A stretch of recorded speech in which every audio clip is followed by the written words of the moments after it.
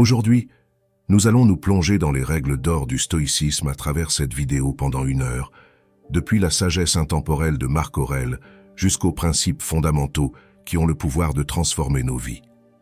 Nous partagerons comment cette ancienne philosophie peut être appliquée dans le monde moderne pour nous aider à faire face aux défis quotidiens et trouver un sens plus profond dans notre existence. Si c'est votre première fois sur ma chaîne, je vous demande de m'aider en vous abonnant et en aimant la vidéo, afin que je puisse continuer à créer plus de contenu comme celui-ci à l'avenir. Alors que nous nous engageons dans ce voyage, je vous invite à réfléchir sur votre propre vie, à remettre en question vos croyances et à considérer comment les principes du stoïcisme peuvent vous aider à atteindre une plus grande clarté mentale, une paix intérieure durable et une connexion plus profonde avec le monde qui vous entoure. Préparez-vous à vous immerger dans la sagesse des stoïciens pour apprendre des leçons intemporelles qui vous guideront vers une vie plus épanouie et significative.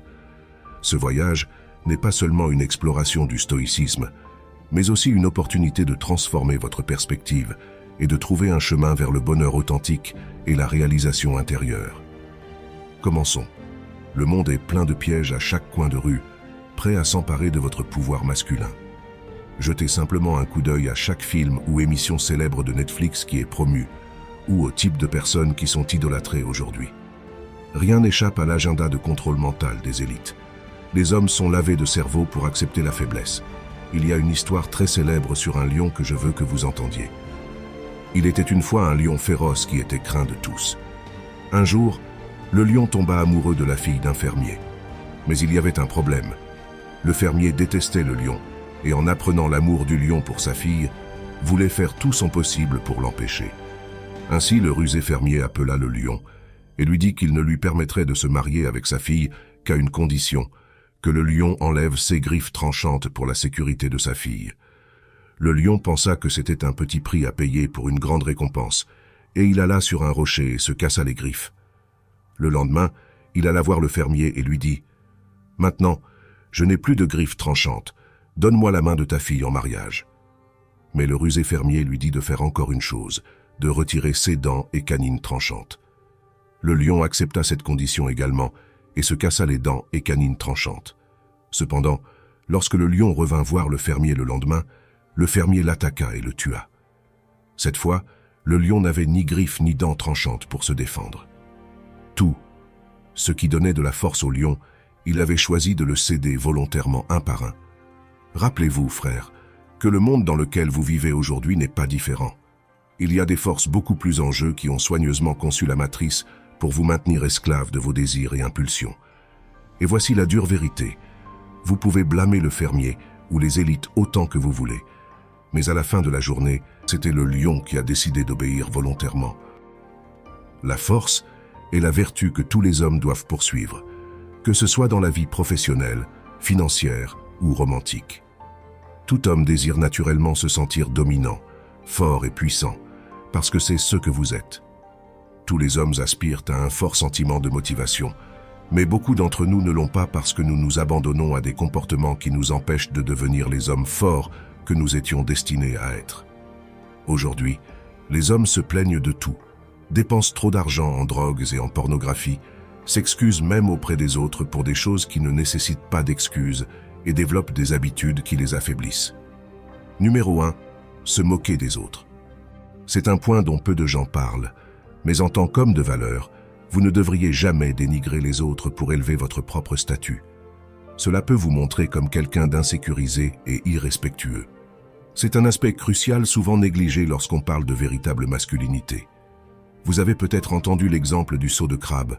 Quand un crabe est sur le point de s'échapper, les autres le tirent vers le bas. Quand quelqu'un essaie d'améliorer sa vie ou d'atteindre un objectif, parfois les autres peuvent se sentir mal à l'aise ou jaloux. Ce type d'attitude n'est ni constructif ni honorable. Si vous vous retrouvez à vous moquer des autres, souvenez-vous que vous vous placez en dessous d'eux. Point final. Bien sûr, cela ne signifie pas que vous ne devriez pas corriger quelqu'un pour ses erreurs, mais ne vous moquez pas d'eux. En tant qu'homme, vous devriez enseigner et guider vos frères sans rancune ni arrière-pensée. Vous pouvez offrir une correction constructive et un conseil précieux pour qu'ils puissent apprendre et grandir. Souvenez-vous, les hommes forts et sûrs d'eux ne dénigrent pas les autres, Au contraire, écoutez ce que Mike Tyson a à dire à ce sujet. Les réseaux sociaux vous ont rendu très à l'aise de mépriser les gens sans recevoir un coup en retour. Numéro 2. Échouer à accepter la responsabilité. Revenant à l'histoire du lion et de la fille du fermier, la raison principale pour laquelle le lion perd tout à la fin se résume au fait qu'il n'était pas conscient de sa responsabilité. Sa responsabilité était de vivre comme un lion. Ses proies et ses griffes acérées faisaient partie de ceux qui le rendaient lion. Mais il a oublié cette responsabilité et a choisi de l'abandonner. Il en va de même dans votre vie. Assumez vos responsabilités avec fierté. Les responsabilités ne sont pas un fardeau, mais une partie intégrale de notre existence. Le jour où vous choisissez de fuir vos responsabilités est le jour où vous choisissez d'abandonner complètement votre masculinité. Je veux que vous mémorisiez cette citation. Le prix de la grandeur est la responsabilité. Réécoutez-la. Cela ne renforce pas seulement notre propre identité en tant qu'homme, mais contribue également au bien-être de ceux qui nous entourent. La responsabilité ne devrait pas être évitée ou abandonnée.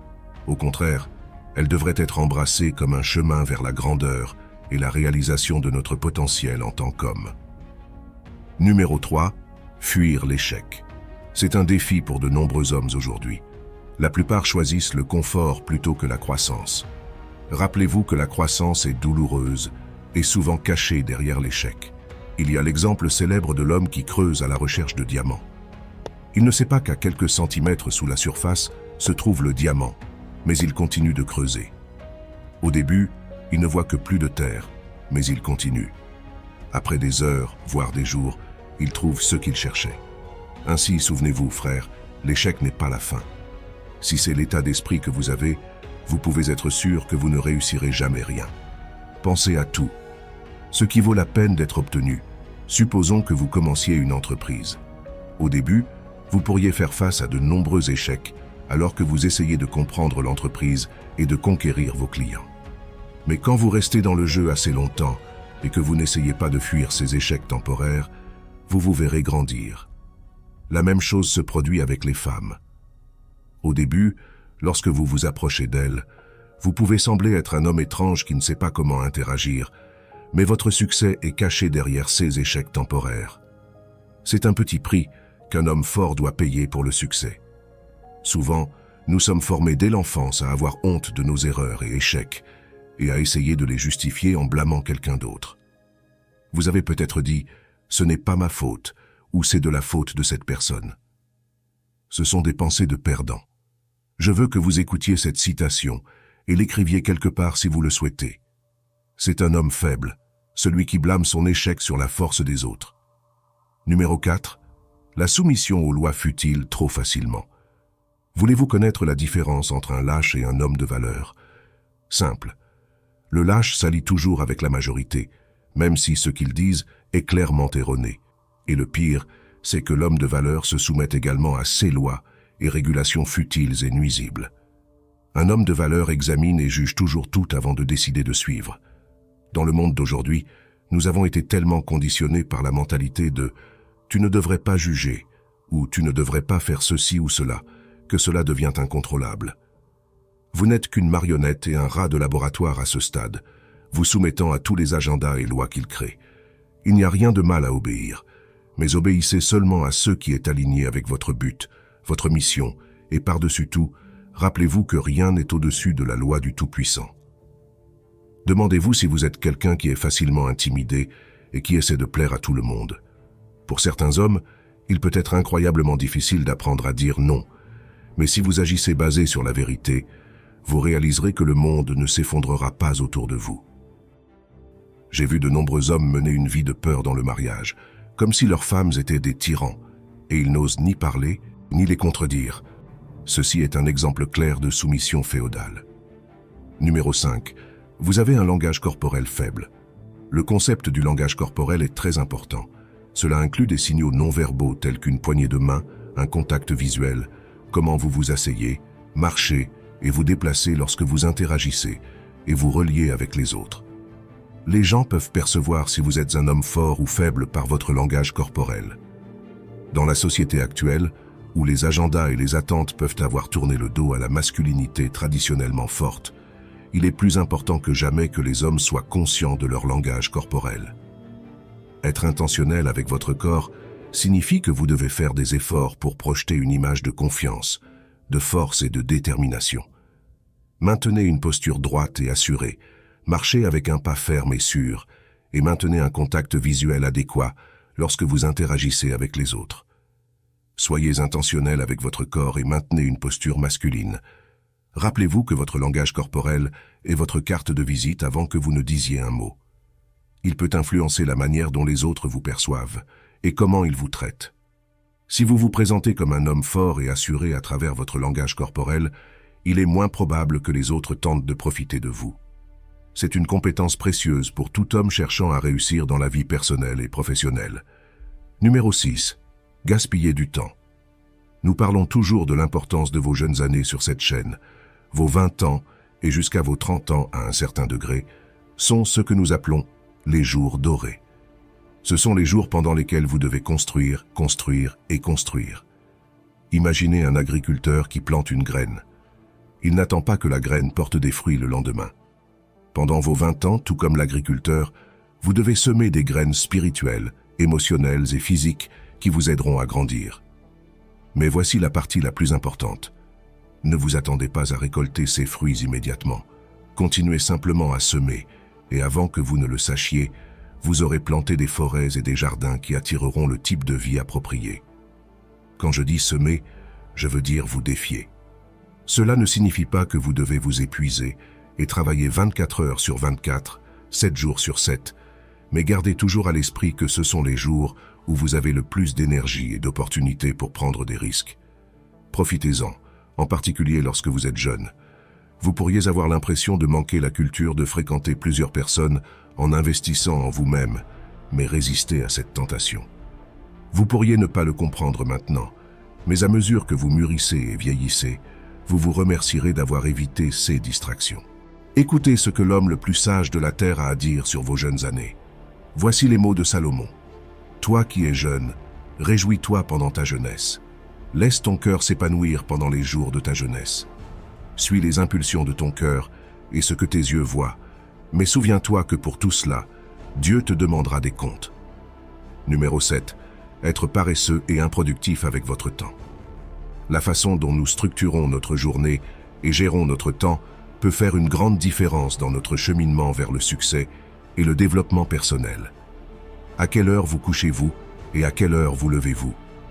Comment votre journée est-elle structurée? Que faites-vous lorsque vous rentrez du travail? Ce sont toutes des questions que vous devez prendre au sérieux. Ne les considérez pas comme une tâche secondaire que vous pouvez aborder lorsque vous avez du temps libre. En tant qu'homme cherchant à réussir dans tous les domaines, vous devez planifier soigneusement votre journée. Pensez à la manière dont les gens puissants sont si réussis. Chaque aspect et domaine a été soigneusement planifié. De la même manière, réfléchissez à chaque partie de votre journée, aux personnes avec lesquelles vous interagissez et au type de contenu que vous consommez. Si vous n'avez pas les bonnes pensées dans votre esprit, sachez que vous avez donné un accès libre pour que la matrice pénètre en vous. La paresse est le plus grand ennemi des hommes aujourd'hui. En tant qu'homme, vous pouvez avoir de nombreuses idées liées aux affaires ou à la vie, mais vous n'agissez jamais sur elles. Si vous laissez la paresse s'infiltrer en vous progressivement, sans que vous vous en rendiez compte, la paresse vous dévorera et vous empêchera de progresser de manière productive dans votre vie. Rappelez-vous toujours, frères, que la paresse n'a de succès que contre les hommes faibles, car un homme de grande valeur apprend rapidement à la détecter et à la corriger. Restez toujours conscient de la paresse et combattez-la dès que possible. Ainsi, rappelez-vous, frères, que la faiblesse est la vertu du moderne. La faiblesse est ce que recherchent les masses, mais la force est votre plus grande vertu. Cherchez la force à chaque occasion, et rappelez-vous que Dieu est votre plus grande force. Chaque jour présente des opportunités pour grandir et avancer vers nos objectifs, et il dépend de nous de saisir ces opportunités de manière consciente et décidée. La force, tant physique que mentale, est un atout précieux dans cette quête. Et chercher un soutien dans des croyances personnelles et spirituelles peut fournir une base solide pour relever les défis de la vie. Marc Aurèle, l'un des philosophes stoïciens les plus reconnus de l'histoire, a gouverné en tant qu'empereur romain de 161 à 180 après Jésus-Christ, et fut le dernier dirigeant d'une lignée par la suite, connue sous le nom des 5 bons empereurs. Marc Aurèle occupait l'une des positions les plus hautes de pouvoir dans le monde à cette époque, et a consacré sa vie à la justice et à l'équité, un fait plus qu'honorable, puisqu'il disposait de l'accès à la réalisation de toutes ses tentations et désirs à sa guise, sans aucun obstacle. Pendant son temps en tant que roi, Aurèle a trouvé le temps d'écrire une série de textes autobiographiques qui sont maintenant connus sous le nom de Méditations, qui sont devenus l'un des textes les plus importants au sein de la philosophie stoïcienne.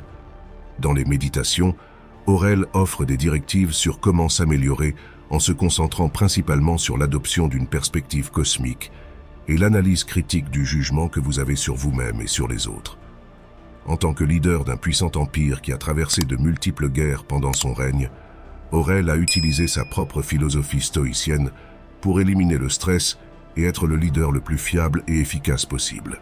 Le stoïcisme est une philosophie ancienne et extrêmement influente, qui ne représente pas seulement une théorie, mais aussi une manière de penser et de vivre profondément inspirante. Les stoïciens soutenaient fermement que faire ce qui est juste était la clé pour atteindre le bonheur individuel. Et pour faire ce qui est juste, il fallait un jugement solide et une pensée rationnelle claire. Maintenant, nous expliquerons comment vous pouvez cultiver un esprit à travers 5 leçons essentielles, toutes basées sur les enseignements de Marc Aurèle. Leçon numéro 1, embrasser les vertus. Citant Marc Aurèle, « Explore en toi-même, car une source de bonté est prête à jaillir si tu persistes dans ta quête. » Une vertu peut être comprise comme une excellence de caractère, ou en termes plus simples, un comportement moralement correct.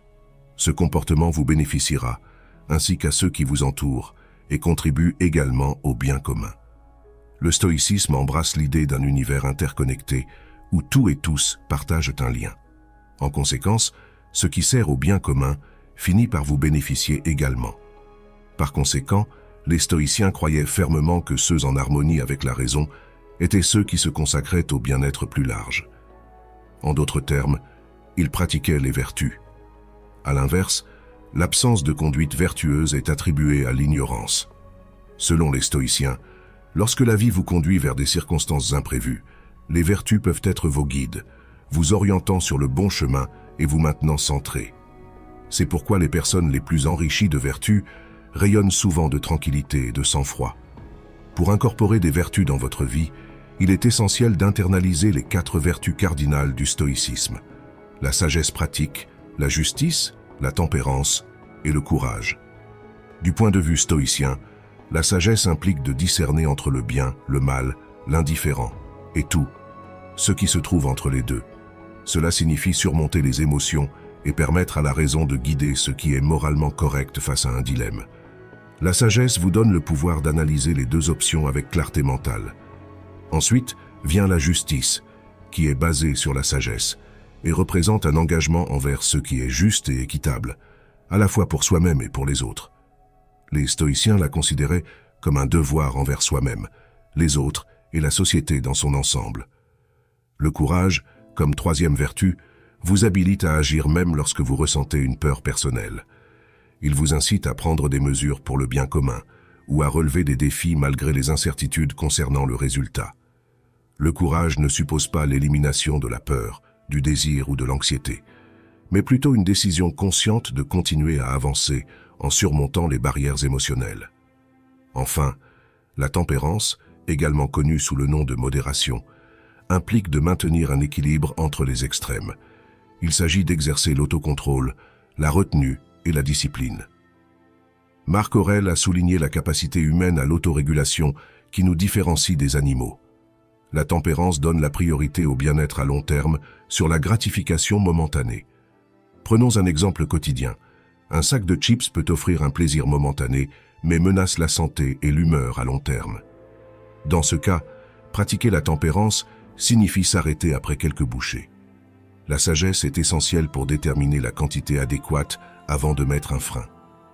Le stoïcisme classe à la fois les choses et les actions en catégories de bien, de maux et d'indifférence. Chercher le bien, éviter le mal et accepter l'indifférence selon la préférence personnelle sont des principes fondamentaux. S'éloigner de ces vertus serait promouvoir le mal, comme voler, manquer de respect, agir de manière imprudente ou s'abstenir de faire le bien. Les actions considérées comme indifférentes, comme faire une promenade tranquille, ne s'ajustent pas à ces principes. Ces vertus offrent plus que de simples améliorations personnelles. Elles favorisent un état de sérénité et de posture. Alignez vos actions avec ces vertus garantit que vous vous déplacez toujours sur le chemin de la droiture, guidé par la raison, et ainsi, en cultivant un esprit tranquille. Leçon numéro 2. Embrasser une perspective plus large. Dans notre citation de clôture de Marc Aurèle, il partage avec éloquence la sagesse de Platon. Quand tu veux parler de personnes, il est préférable d'adopter une vue panoramique et de voir tout d'un seul coup. Adopter une vue panoramique est un aspect vital pour atteindre la clarté mentale. Au milieu de l'agitation de la vie, nous nous retrouvons souvent pris dans le détail de chaque problème et défi, ressentant comme si nous portions le poids du monde. Imaginez être une partie d'une petite foule. Cela pourrait sembler que toute la ville est étouffée par la congestion. Cependant, changer votre point de vue en seulement quelques pas peut révéler une réalité complètement différente. Dans l'intensité du moment, vous pourriez percevoir une action comme jeter des déchets comme quelque chose de trivial. Cependant, en prenant du recul et en réfléchissant sur la totalité du monde, en envisageant la possibilité que d'autres agissent également de la même manière, l'insignifiance de votre désir de jeter des déchets devient évidente.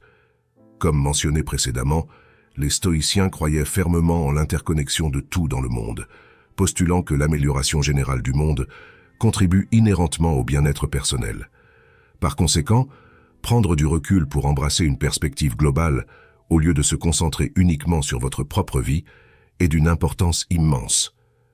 En adoptant une perspective globale, vous aurez toujours une vue d'ensemble qui vous libérera des limites, des préjugés ou des doutes. Leçon numéro 3. Exercer la dualité du contrôle. En paroles de Marc Aurèle, ton pouvoir est dans ton esprit, pas dans les événements externes. Reconnaître cela et tu trouveras la force. La dualité du contrôle est la distinction entre ceux que nous pouvons contrôler et ceux que nous ne pouvons pas. Par exemple, le temps, les problèmes de circulation ou ceux que les autres pensent de toi sont hors de ton contrôle. Mais comment tu t'habilles, à quelle heure tu sors et le type de personnes avec lesquelles tu t'entoures, cela tu peux le contrôler.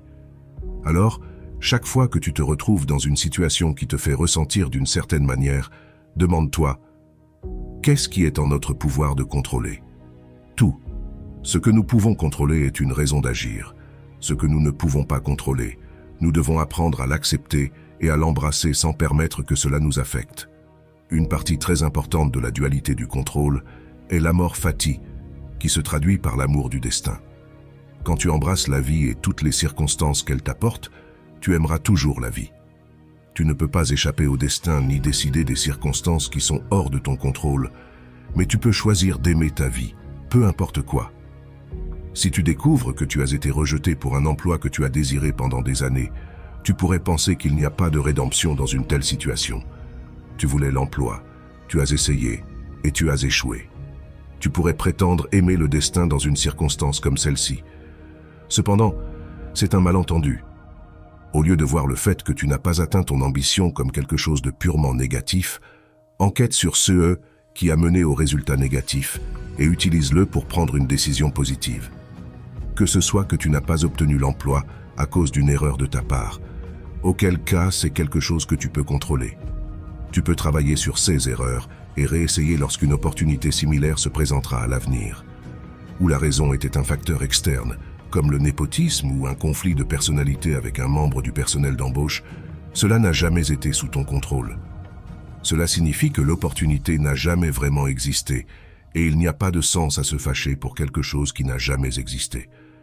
Une partie de l'acceptation du destin est de se détacher d'un résultat fixe et des marqueurs externes du succès. Si, par exemple, tu veux être écrivain et que tu mesures ton succès par le nombre de ventes que fait ton livre, alors tu permets que ton succès soit contrôlé par le marché arbitraire des livres du moment. Mais si tu choisis de mesurer ton succès par combien tu es satisfait de ton produit final ou par la quantité de travail que tu y as mis, alors c'est toi qui contrôles ton succès. Sans aucun doute, fais de ton mieux pour atteindre tes objectifs, mais garde à l'esprit qu'il y a une possibilité de ne pas les atteindre et accepte-le à l'avance.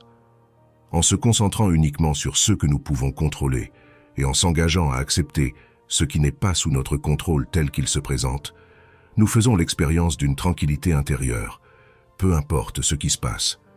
Leçon numéro 4. Entraînez votre perception. Marc Aurèle nous conseille de choisir de ne pas se sentir blessé et vous ne le serez pas.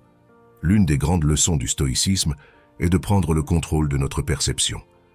Nous avons l'habitude de juger tout ce que nous rencontrons. Chaque événement que nous vivons, chaque personne que nous rencontrons, tout reçoit un jugement. C'est bon, c'est mauvais, c'est ennuyeux, c'est amusant, c'est beau, c'est laid, etc. Cette pratique, bien qu'inconsciente, est épuisante et peut affecter négativement nos vies. Par exemple, qualifier chaque interaction lors d'une journée particulièrement difficile de terrible teinte la journée d'une perspective encore plus négative. Étiqueter une fête comme ennuyeuse devient la narration de cette semaine. Souvent, nous permettons à nos émotions d'influencer nos jugements, ce qui signifie que ces derniers ne sont pas complètement rationnels. De plus, notre tendance à juger chaque moment va de pair avec l'usage excessif de métaphores et d'hyperboles, ce qui exagère les situations. Si ton partenaire te quitte, tu pourrais dire que ton ex t'a brisé le cœur, au lieu d'accepter le fait que ses sentiments ont changé. Cette façon de penser façonne nos émotions. Ce n'est pas l'événement en lui-même qui nous fait mal, mais plutôt la manière dont nous choisissons d'y penser, souvent de manière inconsciente. Les stoïciens, par contre, encouragent la prudence dans l'évaluation de tout, ce que tu rencontres et les actions que tu entreprends. L'une des façons d'être prudent implique de défier tes jugements, ce qui essentiellement signifie regarder au-delà d'eux. C'est avoir la capacité de mettre de côté ta première impression et d'évaluer quelque chose à travers une lentille plus optimiste et raisonnable. Tu pourrais essayer de voir cette partie ennuyeuse de la fête comme une opportunité d'explorer un nouvel endroit et de rencontrer quelques personnes différentes. Même si tu découvres ensuite que tu n'as pas connecté avec qui que ce soit, en réalité, tu n'es pas entré avec l'attente de négativité. Par conséquent, pratiquer la réticence à ne pas juger tout basé uniquement sur tes premières impressions et émotions est le meilleur chemin pour entraîner ta perception de la vie. Chaque fois que tu as une opinion formée sur quelque chose, essaie de te poser des questions. Est-ce logique? Sur quoi ai-je basé mon opinion? Existe-t-il une façon meilleure ou plus positive d'interpréter ceci? Marc Aurèle a souligné que les dommages n'existent que si tu les perçois comme tels. Cela implique que toute expérience difficile que tu as traversée semble plus difficile et négative, plus tu la perçois de cette manière. Tu as un contrôle total sur combien certaines situations peuvent t'affecter. Les stoïciens t'encouragent également à voir toute chose négative comme une opportunité ou source de bien. Comme un exercice pour cultiver une perspective stoïcienne, il existe un défi appelé « retourner l'obstacle ». Par exemple, lorsqu'un nouveau collègue est un apprenti lent et que ses erreurs impactent les profits de l'entreprise, tu pourrais te sentir frustré. Ce collègue devient un obstacle à ceux que tu essaies d'accomplir. Efficacité, efficience et profit. Cependant, cette situation peut aussi être une opportunité pour le bien. C'est une chance de pratiquer la patience, d'améliorer tes compétences en tant qu'enseignant, d'apprendre comment intégrer de nouvelles personnes dans l'entreprise et comment gérer les moments de stress. Toutes ces compétences seront utiles à long terme et devraient contribuer à augmenter les profits à long terme également. Sur ce sujet, Marc Aurèle a dit fameusement « Ce qui entrave l'action avance l'action. Ce qui se dresse sur notre chemin devient notre chemin. » En somme, au lieu de juger tout de manière exagérée, prends le temps de voir les choses objectivement telles qu'elles sont. Tu pourrais découvrir que la vie est plus simple et claire que tu ne le pensais. Chaque situation a une interprétation positive et une négative. En ajustant ta mentalité en conséquence, tu découvriras que les tracas du passé ne t'affectent plus autant et que tu traverses la vie avec beaucoup plus de facilité. Leçon numéro 5. Apprends à contrôler tes émotions. Marc Aurèle nous avertit de ne pas laisser nos émotions dominer le raisonnement de notre esprit. Nous devons cesser d'être hypocrites, égocentriques et irritables. Agir impulsivement en raison des émotions est souvent présent comme un contraste frappant avec l'action rationnelle, et cela n'est pas sans raison. Rien n'obscurcit notre jugement plus que nos propres émotions.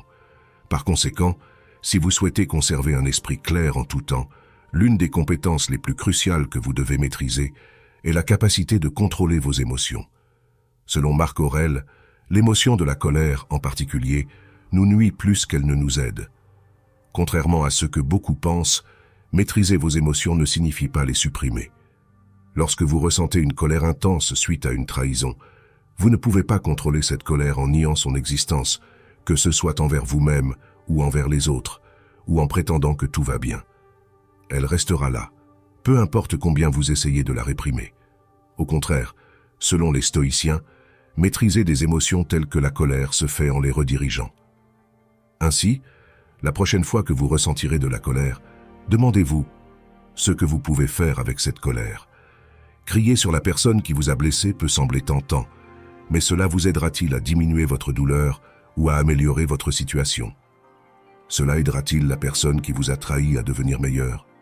En bref, pensez à ce que vous êtes tenté de faire, puis demandez-vous si c'est utile. Si ce n'est pas le cas, trouvez des moyens d'exprimer vos émotions de manière utile. Peut-être pourriez-vous obtenir de meilleurs résultats en parlant calmement avec la personne qui vous a blessé, en lui expliquant vos sentiments et en essayant de voir son point de vue. Vous pourriez aussi écrire dans un journal, vous engager dans une activité physique, vous perdre dans un jeu vidéo, ou toute autre chose qui puisse vous aider à libérer votre colère.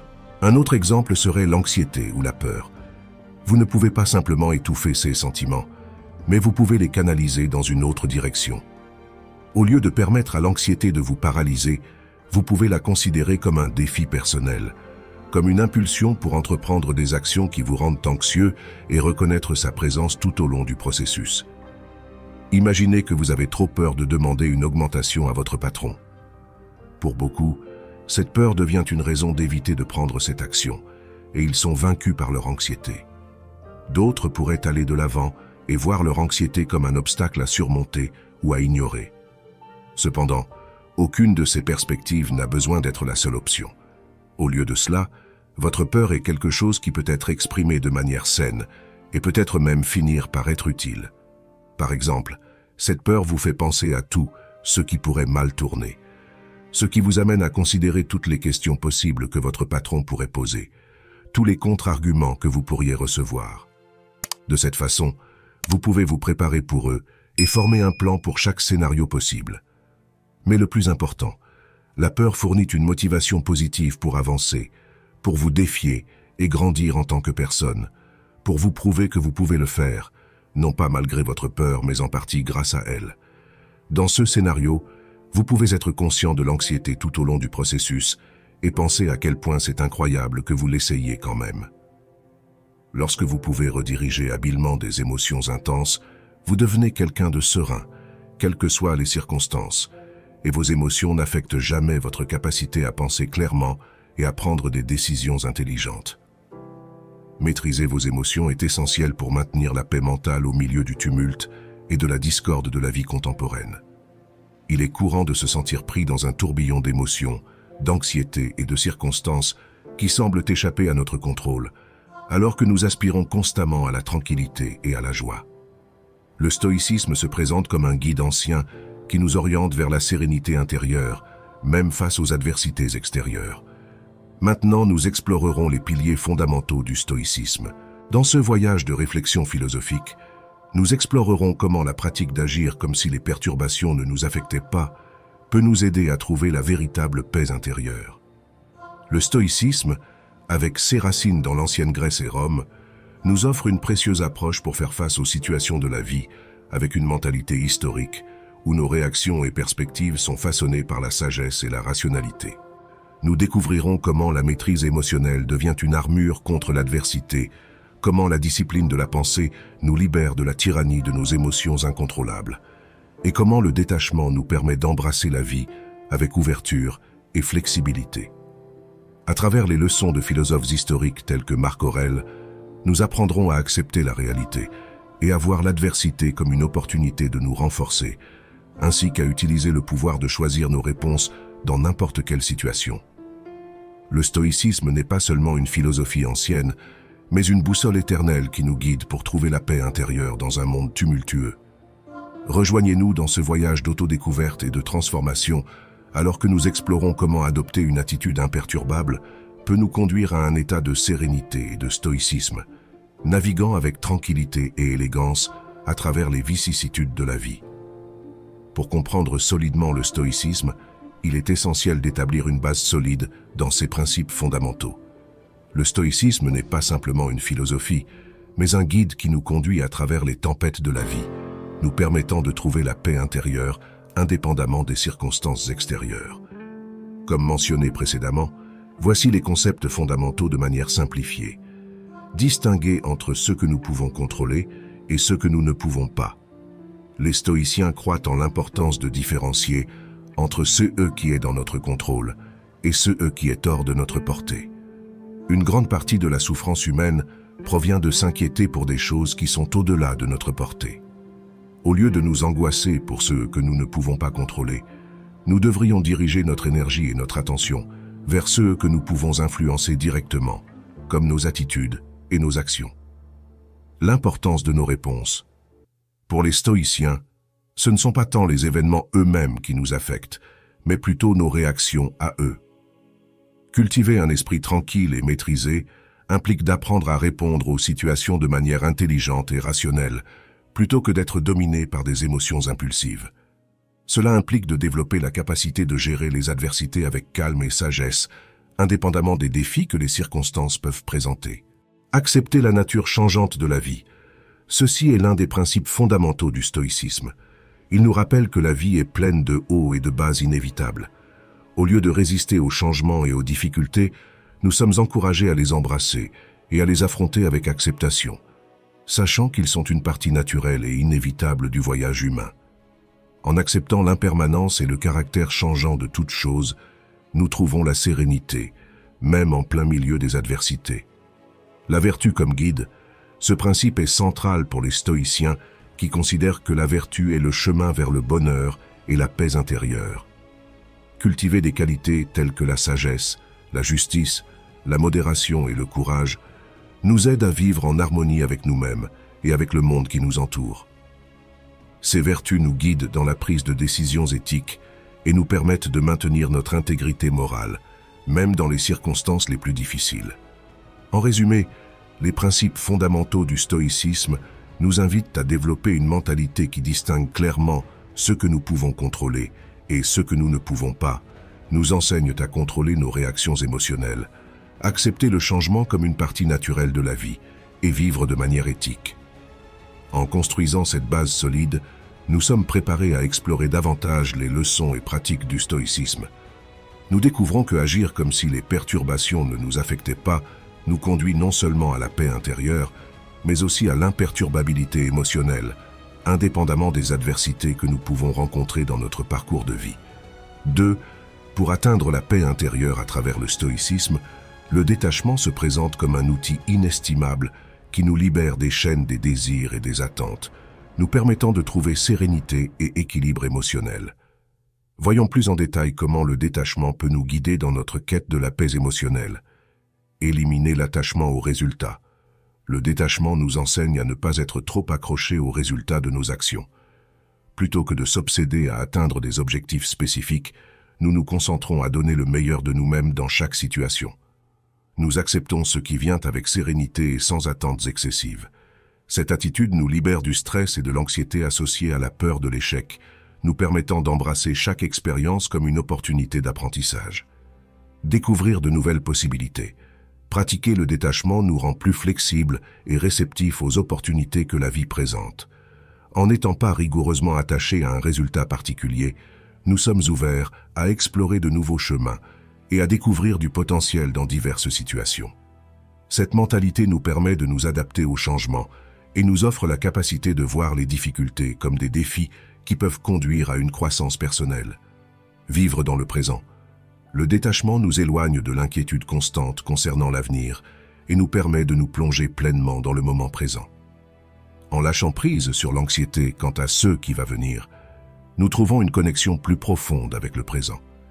Cette connexion nous apporte une paix intérieure, car elle nous permet d'apprécier les petites joies de la vie et de trouver un sens à l'instant actuel. Tranquillité face à l'incertitude. La vie est pleine d'incertitudes et de défis inattendus. Le détachement nous fournit une base émotionnelle solide qui nous aide à naviguer dans les eaux agitées de la vie avec grâce et sérénité.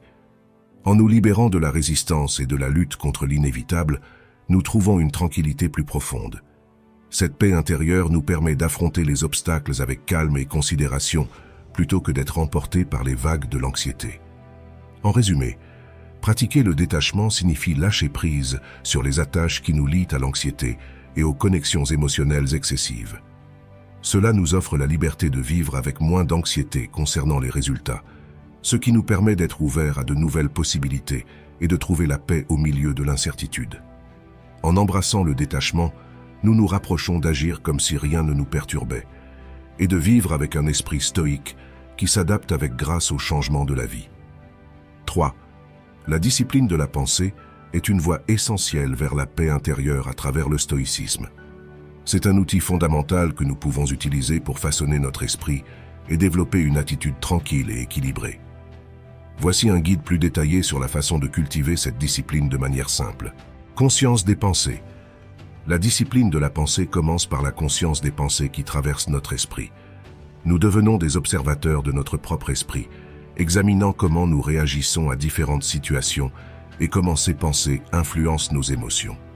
Cette autoconscience nous permet de mieux comprendre nos réponses émotionnelles face à diverses circonstances.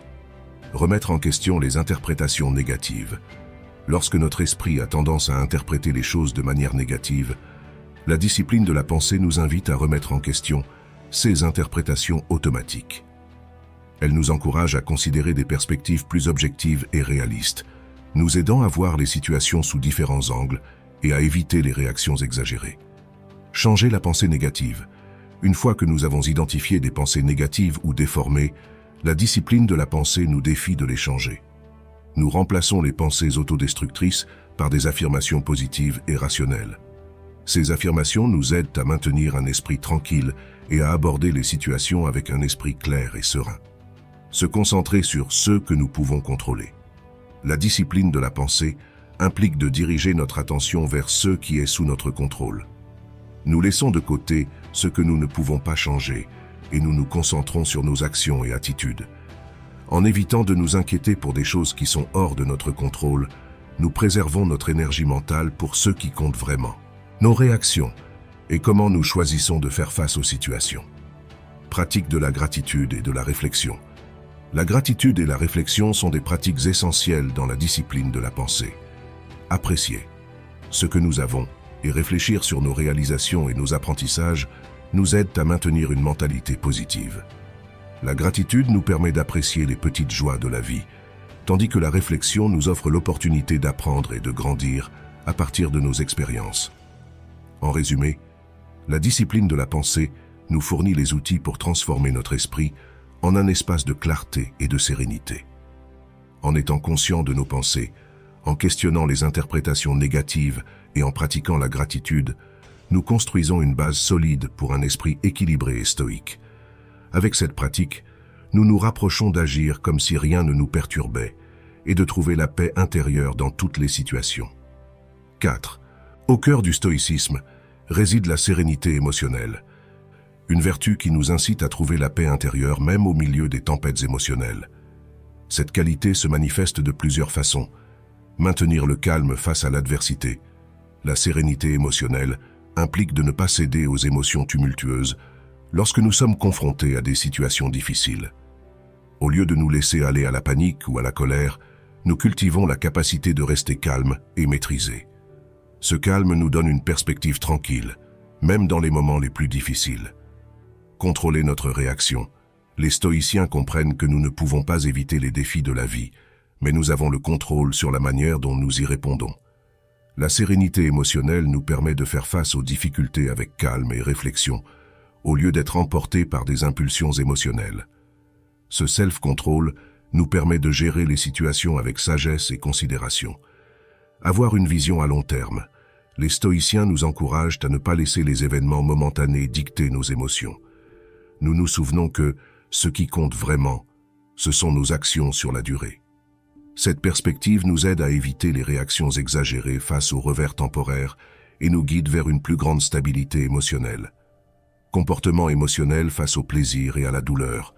La sérénité émotionnelle ne concerne pas seulement le maintien du calme dans les moments difficiles, mais aussi le fait de ne pas laisser les plaisirs éphémères nous dominer. Cette attitude nous permet de trouver une paix plus profonde et durable, puisque nous ne sommes pas liés aux fluctuations temporaires du plaisir et de la douleur. Trouver la stabilité dans le détachement. En cultivant la sérénité émotionnelle, nous apprenons à nous détacher des extrêmes émotionnels. Cela nous permet de trouver une stabilité et une paix intérieure, indépendamment des circonstances extérieures. Nous évitons les hauts et les bas dramatiques et maintenons une attitude équilibrée en toute situation. Cette autoconscience nous guide vers une compréhension plus profonde de nous-mêmes et du monde qui nous entoure. En résumé, la sérénité émotionnelle nous dote de la capacité de maintenir le calme, de contrôler nos réactions, d'adopter une perspective à long terme et de trouver la sagesse intérieure dans toutes les circonstances. En cultivant cette vertu, nous nous rapprochons d'agir comme si rien ne nous perturbait et de vivre avec une paix intérieure inébranlable. La visualisation de l'adversité se présente comme un outil puissant pour faire face aux défis de la vie. Bien que cela puisse sembler paradoxal, imaginer comment faire face aux difficultés peut renforcer nos émotions et nous aider à garder notre calme dans les moments difficiles. Voici un guide simple sur la façon de pratiquer cette technique. Anticipation des difficultés.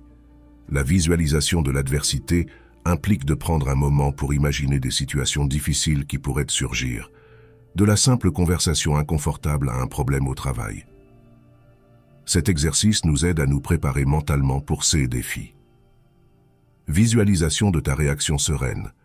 Une fois une situation difficile identifiée, visualise comment tu aimerais y répondre. Imagine-toi toujours calme, serein et rationnel, même face à l'adversité. Cet exercice aide à cultiver une attitude stoïque et à éviter les réactions impulsives.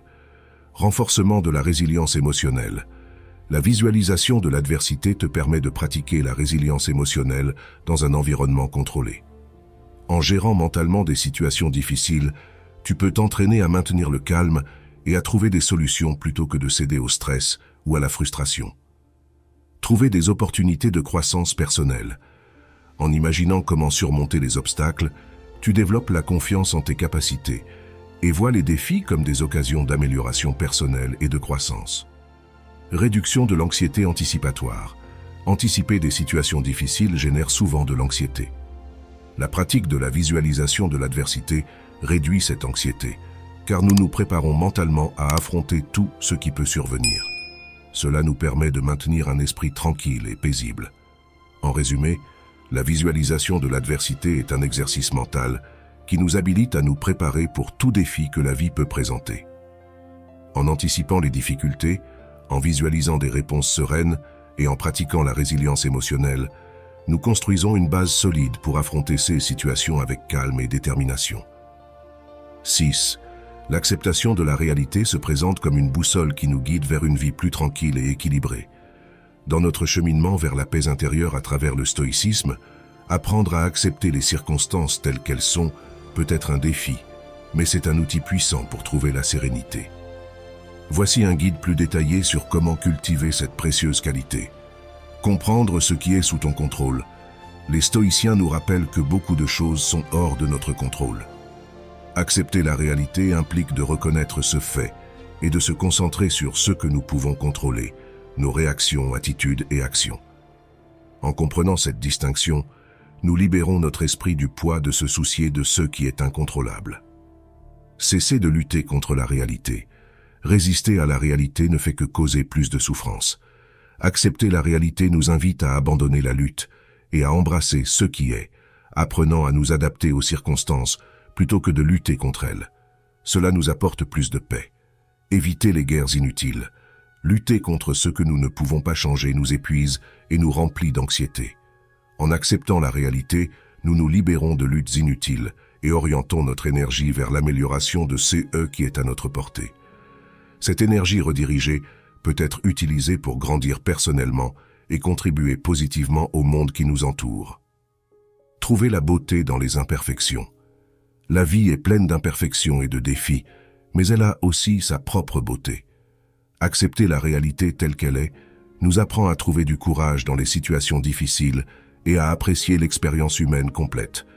Les imperfections et les défis sont une partie intégrale de l'existence humaine, et en les acceptant, nous apprenons de précieuses leçons qui nous aident à grandir et à évoluer en tant que personne. Cultiver la sérénité intérieure. Accepter la réalité est un chemin vers la sérénité intérieure. En nous libérant de la lutte contre l'inévitable, nous trouvons un calme plus profond et nous nous libérons du stress et de l'inquiétude inutile. Cultiver la sérénité nous permet de faire face aux adversités avec calme et grâce, ce qui à son tour nous apporte une plus grande paix intérieure. En résumé, accepter la réalité est comme ouvrir la porte vers la paix intérieure. En comprenant ce que nous pouvons et ne pouvons pas contrôler, en abandonnant la résistance et en trouvant la beauté dans les imperfections, nous construisons un esprit stoïque capable de trouver le calme dans toutes les circonstances. Dans notre quête incessante de la paix intérieure à travers le stoïcisme, on nous enseigne l'idée que nous devons donner, partager et prioriser la générosité au-dessus de nos intérêts personnels. Cependant, on nous met en garde contre les dangers d'être trop aimables et compatissants. Nous vivons dans un monde où nous ne recevons pas toujours ce que nous donnons, étant donné qu'il est rempli de personnes généreuses qui épuisent leurs ressources financières et énergétiques à travers des dons indiscriminés. La générosité excessive pourrait-elle même mettre en danger nos propres vies? Soyez étonnés par les effets négatifs inattendus que la gentillesse pourrait vous apporter. Maintenant, je révélerai les 8 choses qui vous arrivent en étant trop gentil et j'introduirai 4 stratégies stoïciennes pour éviter que les gens profitent de vous. Numéro 1. Vous aurez des attentes irréalistes envers les personnes. Les stoïciens ont souligné la nécessité d'accepter les circonstances telles qu'elles sont et de ne pas baser notre bonheur sur les actions des autres. En donnant sans attendre trop en retour, vous évitez la déception et pratiquez le détachement émotionnel, ce qui conduit à une plus grande paix mentale. Imaginez ce scénario. Vous vous efforcez d'être généreux et aimable, donnant le meilleur de vous-même aux autres sans rien attendre en retour. Cette attitude est noble, mais souvent, nous nous retrouvons à attendre, consciemment ou inconsciemment, que les autres répondent avec le même niveau de générosité. Qu'arrive-t-il lorsque ces attentes ne sont pas satisfaites? La racine de ces problèmes réside dans nos attentes. En supposant que les autres répondront de la même manière que nous nous mettons dans une position vulnérable. Bien qu'il soit naturel de désirer que les autres apprécient et valorisent nos actions, le stoïcisme nous rappelle que nous ne pouvons pas contrôler les actions des autres. Nous ne pouvons contrôler que nos propres actions et réactions. Numéro 2. Les gens attendront seulement que vous leur donniez quelque chose. La pratique de la modération, tant appréciée par les stoïciens, devient une ancre dans une mer de demandes incessantes. Au lieu de céder aux demandes illimitées des autres, le stoïcisme nous incite à équilibrer notre générosité. En donnant de manière équilibrée, nous maintenons le contrôle sur nos actions et évitons de tomber dans des schémas qui épuisent notre bien-être émotionnel. Les gens s'adaptent souvent aux situations et aux environnements qui leur sont confortables. Cette tendance humaine est à l'origine du concept de zone de confort. Si nous assumons constamment les responsabilités des autres, nous leur permettons de rester dans leur zone de confort. Ils ne ressentent pas le besoin de grandir ou de relever des défis parce qu'ils savent que nous serons toujours là pour les soutenir. Le problème n'est pas seulement pour les autres, mais aussi pour nous. En assumant tant de responsabilités extérieures, nous négligeons nos propres besoins et priorités. Nous nous retrouvons pris dans un cycle de dons sans réception, ce qui épuise notre énergie et mine notre bien-être. Pratiquer la modération et donner de manière équilibrée vous permet de maintenir le contrôle sur vos propres actions et d'éviter de tomber dans des habitudes qui épuisent votre bien-être émotionnel. Si vous vous habituez à donner tout le temps, les bénéficiaires de votre générosité s'attendront à ce que vous donniez quelque chose tout le temps. Il est important de donner, mais il est aussi crucial de maintenir un équilibre. En établissant des limites claires et en pratiquant la générosité de manière équilibrée, non seulement nous préservons notre propre paix et bien-être, mais nous encourageons également les autres à assumer leurs propres responsabilités et à grandir en tant qu'individus. En trouvant cet équilibre délicat, nous découvrons une vraie générosité qui nourrit tant les autres que nous-mêmes. Numéro 3. Vos priorités seront piétinées. Les stoïciens ont souligné l'importance de vivre selon la raison et la vertu, établissant des limites et priorisant nos responsabilités essentielles pour maintenir l'équilibre et éviter de sacrifier notre authenticité et notre bien-être pour les autres. Si vous donnez priorité aux besoins des autres sur les vôtres, Vous pourriez finir par négliger vos propres désirs et responsabilités, vous perdant dans le processus. Votre voix intérieure est noyée par les demandes extérieures, et lorsque vous faites face à la solitude de votre être, la douleur et la peur que vous avez évitées ressurgissent avec une force renouvelée. Il est crucial de reconnaître que prendre soin de nos propres besoins et priorités n'est pas de l'égoïsme, mais une forme de soin de soi et de préservation de notre authenticité. Numéro 4. Vous serez vu comme faible et traité en conséquence. Le stoïcisme nous encourage à cultiver la force intérieure et l'autocontrôle. Si vous aidez excessivement, dans le temps, vous pourriez être perçu comme une figure d'autorité dans le domaine où vous collaborez avec les autres, mais vous pourriez donner exactement l'impression opposée. Le manque de limites vous rend vulnérable. Les gens perçoivent cette faiblesse, et au lieu de vous respecter, ils peuvent commencer à profiter de vous. Ils vous voient comme quelqu'un prêt à prendre en charge les responsabilités sans questionner, ce qui peut vous mener à une situation où vous vous trouvez constamment surchargé, épuisé et frustré. Numéro 5. Vous aurez beaucoup de « mais ». Les gens ne viendront à vous que lorsqu'ils auront besoin de quelque chose. Lorsque vous devenez quelqu'un qui est prêt à aider inconditionnellement, il est naturel que les gens autour de vous commencent à le remarquer. Cependant, cette attention peut avoir un côté sombre. Les gens qui vous considéraient auparavant comme un bon ami peuvent commencer à vous exclure des activités sociales amusantes, réservant votre présence uniquement pour quand ils ont besoin de quelque chose. Numéro 6. Vous attirerez uniquement des personnes dans le besoin et jamais ceux prêts à donner. Selon les stoïciens, nos actions et nos pensées émettent une énergie qui attire des personnes avec des résonances similaires. Lorsque nous cultivons un état mental et émotionnel positif, nous irradions des vibrations élevées qui attirent des personnes également positives. Cependant, lorsque nous donnons de manière indiscriminée et nous nous épuisons émotionnellement et physiquement dans le processus, notre énergie s'affaiblit et nous commençons à vibrer à une fréquence plus basse, ce qui attire des personnes dans le besoin vers nous. Numéro 7. Vous pourriez tomber dans l'addiction. Lorsque les stoïciens nous avertissent de la possibilité de tomber dans l'addiction, ils nous rappellent que la modération et l'autocontrôle sont essentiels pour maintenir une vie équilibrée et saine. Dans le contexte de la générosité, pratiquer l'autodiscipline nous protège de tomber dans des modèles addictifs qui peuvent survenir lorsque nous nous sentons constamment épuisés et en manque à cause de notre surextension. Numéro 8. Vous éveillerez des soupçons. Le stoïcisme nous encourage à agir vertueusement, indépendamment de la manière dont les autres peuvent nous percevoir. En nous concentrant sur la vie en harmonie avec nos principes et nos valeurs, nous construisons une réputation authentique résistante aux soupçons infondés. Pour éviter que les gens profitent de vous, voici 4 stratégies stoïciennes. Stratégie numéro 1. Écoutez vos sentiments, ils vous parlent. Basée sur l'idée stoïcienne de l'autoconscience, prêtez attention à vos émotions et sentiments. Les stoïciens croyaient en l'importance de l'autoréflexion pour comprendre vos réactions et besoins.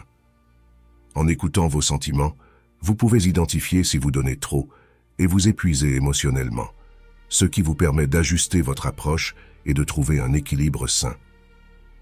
Stratégie numéro 2. Perdez la peur du mot « non ».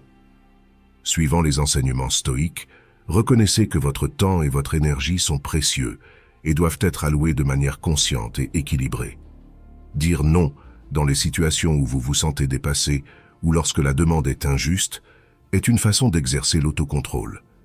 Bien que le mot « non » soit associé à un comportement négatif et pessimiste, il est normal que nous ayons du mal à le dire. Cependant, la négativité est ce qui deviendra notre vie si nous ne développons pas la capacité de dire ce mot lorsque quelqu'un exige plus que ce que nous pouvons donner. Stratégie numéro 3. Il y a un temps et un espace pour vous, respectez-les. Conformément aux principes stoïques de l'autodiscipline et du respect de soi, il est essentiel de prendre du temps et de l'espace pour vous soigner. Faites ce que vous aimez, pratiquez le yoga, dessinez, écoutez de la musique tout en prenant une tasse de thé, ce qui vous motive. Terminez vos obligations le plus tôt possible afin de pouvoir vous adonner à ces activités. Prenez cette pratique très au sérieux, comme si vous planifiez ce temps quotidiennement ou hebdomadairement. Ainsi, si quelqu'un vous demande de l'aide pendant ce temps, ils doivent être très respectueux et coopératifs avec vous, non avec la personne qui demande de l'aide. Par conséquent, sans regret, Dites-leur non et profitez de ce temps et espace pour vous-même.